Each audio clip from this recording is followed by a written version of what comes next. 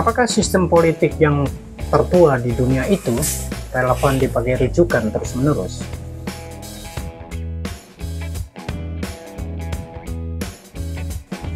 Karena tidak boleh mempunyai prajurit dan persenjataan sebagai aturan Gubernur Jenderal Hindia Belanda, maka ketika pecah konflik yang muncul adalah perang klaim yang ternyata sama-sama tidak bagusnya.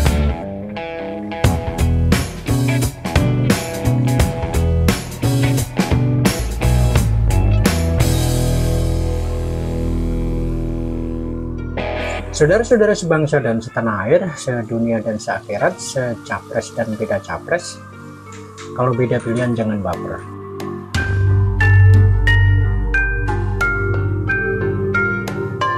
Sebelum sampai ke bagaimana pergantian dinasti Mataram Ngayogyakarta, mari saya ceritakan hal lain. Untuk mendukung paugeran adalah sabda raja. Tidak merujuk ke raja sebelumnya.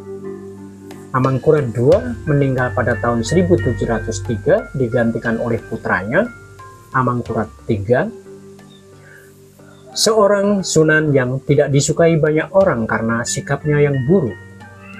Disitulah banyak dukungan justru diberikan untuk Pangeran Puger. Hal itu menyebabkan hubungan antara paman dan keponakan semakin renggang. Permusuhan Amangkurat III terhadap pamannya terputus ketika Raden Suryakusuma, putra Pangeran Puger, memberontak. Permusuhan memuncak pada Mei 1704 ketika Amangkurat III mengirim pasukannya untuk menumpas keluarga Pangeran Puger. Tapi Pangeran Puger dan pengikutnya berhasil lolos. Yang bertugas mengejar adalah Jangrono II, Bupati Surabaya. Namun Jangrono II diam-diam justru mendukung Pangeran Puger. Pengejarannya tidak lebih dari sebuah drama.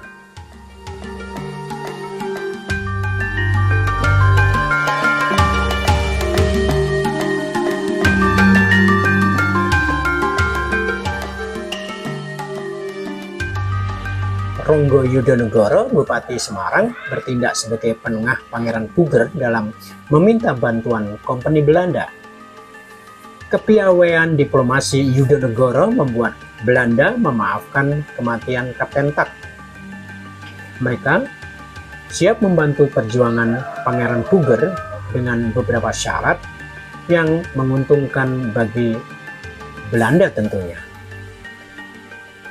Isi perjanjian Semarang yang harus ditandatangani Pangeran Puger antara lain adalah menyerahkan wilayah Madura kepada VOC. Dalam hal pergantian raja, paugeran Sultan Agung sudah lama dilupakan karena yang muncul paugeran dengan VOC ataupun dengan pemerintahan Hindia Belanda kemudian. Pada tanggal 6 Juli 1704, Pangeran Puger diangkat sebagai Susuhunan Mataram yang selanjutnya bergelar Susuhunan Pakubuwono Senopati Engelogo Abdul Rahman Sayyidin Panotogomo Khalifatullah. Biasa disingkat Susuhunan Pakubuwono atau Pakubuwono I.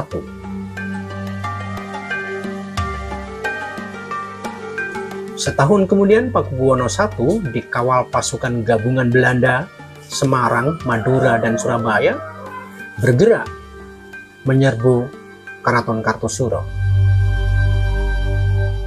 Pasukan Amangkurat III yang ditugaskan untuk menyergap mereka dipimpin oleh Aryo Mataram, tak lain adalah adik Pakubuwono I sendiri. Ruwet bukan? Di sini Aryo Mataram berhasil membujuk Amangkurat III untuk mengungsi ke timur, tetapi ia sendiri malah bergabung dengan Pakubuwono I.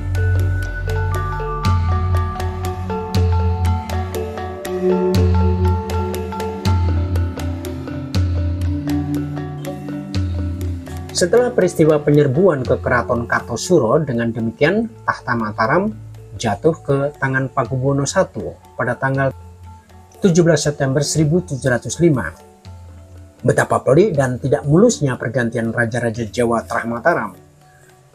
Dari garis Sultan Agung itu kita sudah melihat bias-bias aturannya, bahwa yang menjadi raja harus anak laki-laki tertua dari istri utama atau permaisuri.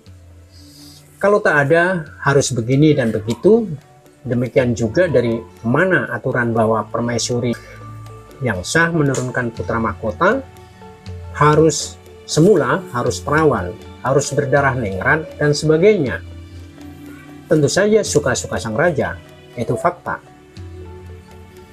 Tetapi kenapa orang Jawa suka mitos?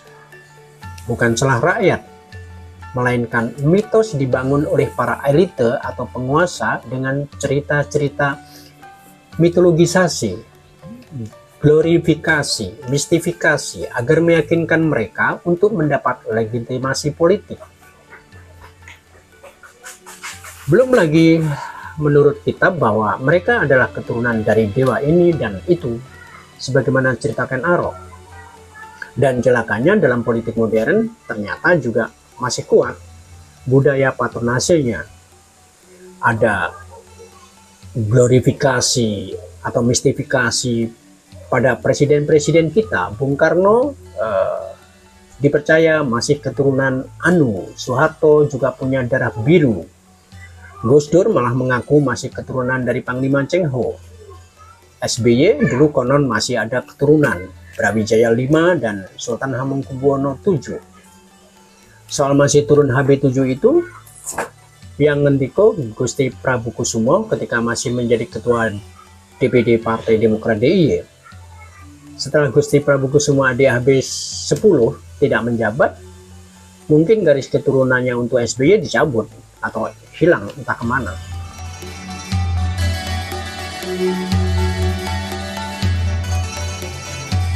Baiklah, mari kita melihat bagaimana proses pergantian kepemimpinan khususnya pada Keraton Ngayogyakarta Hadiningrat dalam dinasti Hamengkubuwono.